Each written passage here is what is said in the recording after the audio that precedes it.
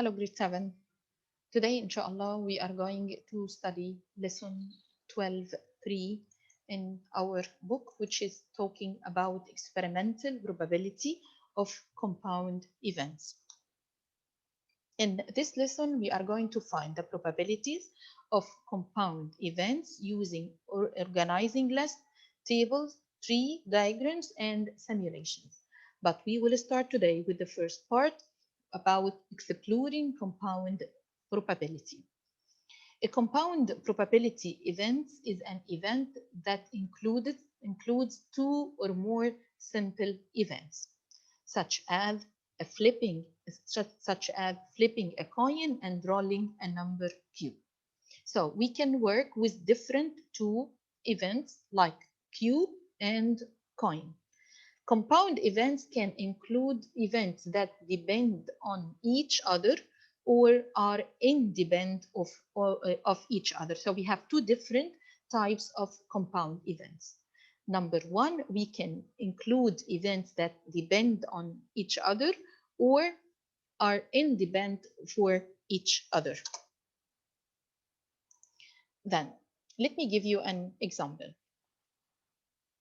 Events are independent if the occurrence of one event doesn't affect the probability of the other event, such as flipping a coin and rolling a number cube. If you are going to work with experimental probability with those two events, they will not affect to each other. You are rolling a dice and you are flipping a coin. So it will be independent events.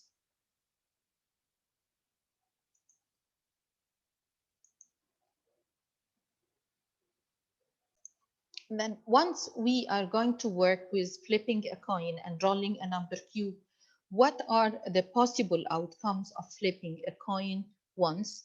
And what are the possible outcomes of rolling a standard number cube?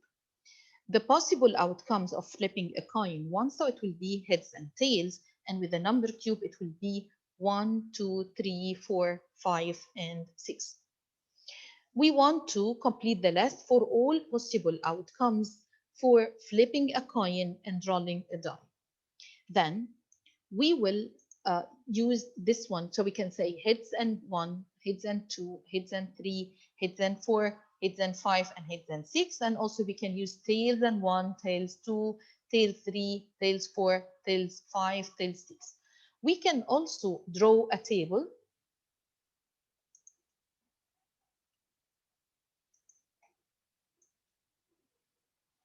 like this.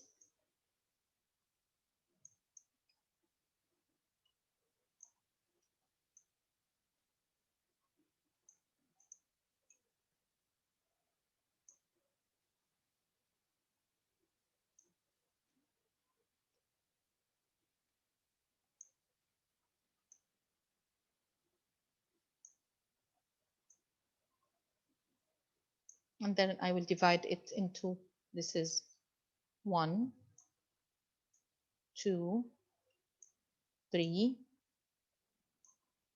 4, and then 5, 6. Then I will start to write. So here, the coin, the cube. So the outcomes for the cube, it's 1, 2, 3, 4, 5, 6. And the outcomes for the coin, it will be head and tail. Then I want to calculate the outcome. So it will be h and 1. So it will be, I can write it h1 and then h and 2. So we have h2, h3, h4, h5, h6, and the same with t. So we have t1, t2, t3, T4, T5, and then T6. So if I want to find the possible outcomes and we are working with two events like flipping a coin, so the outcomes for flipping the coins, it will be head and tails, and rolling a dice or a number cube, so 1, 2, 3, 4, 5, 6. So it could, we are going to work like head 1, head 2, head 3, head 4, head 5, and then head 6, and we are going to make the same with tail. By the end, we have how many possible outcomes? So we can use different ways to say the possible outcomes. We can count. So we have 1, 2, 3, 4, 5, 6, 7, 8, 9, 10, 11, 12. Or also we can say that possible outcomes for heads was 2. The possible outcomes for the cube was 6. So it could be 2 times 6. It will give us 12. So this is how we will find the outcomes and how we will find the number of outcomes. So we can list the all possible outcomes. We can use the table also to list all the possible outcomes. Then by the end, we want to record the possible outcomes. So the possible outcomes, it will be as I said, H3, H4, H5, H6, T1, T2, T3, T4, and so on. And we have 12 possible outcomes. We can also multiply. So I have 2 and 6. So all, by the end, we have 12. Now, this experiment, which we made it in the class, and we can make this one in any place. And then we want to write the outcomes for this experiment. Then for this experiment, we found the results. We will pull a number cube and we will throw the coin. Then we will record the result. So in this one, I already pulled the cube, so I have 1. And then with the coin, we will throw the coin, and then we will find the result, and we will translate it into table in the above table here.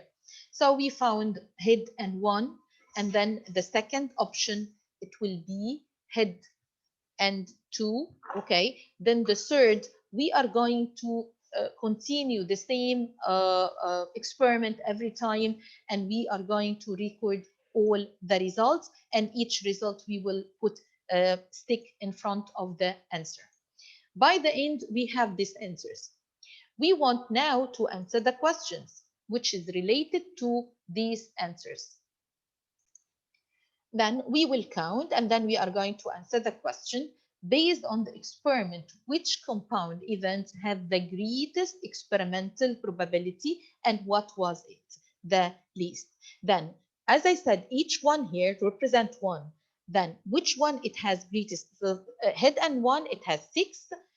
Head and 2, it has 2, and so on. So how we will answer the question, which one is the greatest one? So we said the greatest one is H and 1. Why? Because it has 6 sticks in front of it. And what was the least one? So the greatest head then 1, and the least was tails and 5. So you will find the intersection square, or the intersection rectangle between 5 and tail, or we can say tail and 5. Okay, then to find the answer. Did you expect to have the same probability for each possible combinations of flipping and rolls? No. 50 trials is not enough for the results to be close. They should be closer if we could combine the entire class. So this is how we can use experiment compound events to find the probability. Let me give you another question. In this question, calculating experimental probability of compound event. The experimental probability of compound event can be found using the recorded data. So already we recorded data. A food trial serves chicken and recorded the order size and sides on their orders. As shown in the table, what is the experimental probability that the next order is for 3 pieces with coleslaw?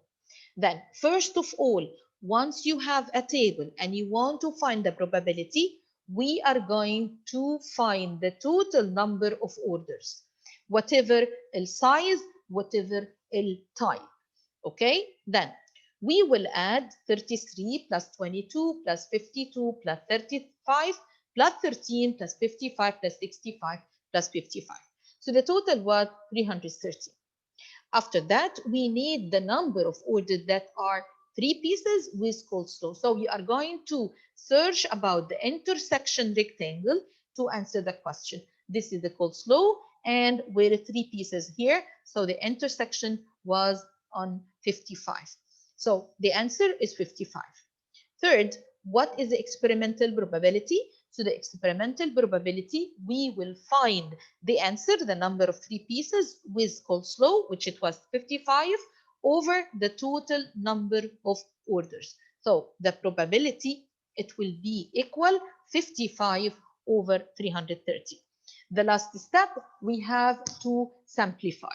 So once we want to simplify, so we can divide it by 5 for both, then it will be 11 over 60 divided by 5, so it will be 11 over 66. Then in simplest form, it will be 1 over 6. Therefore, the experimental probability that is the next order for 3 pieces of chicken with coleslaw is 1 out of 6.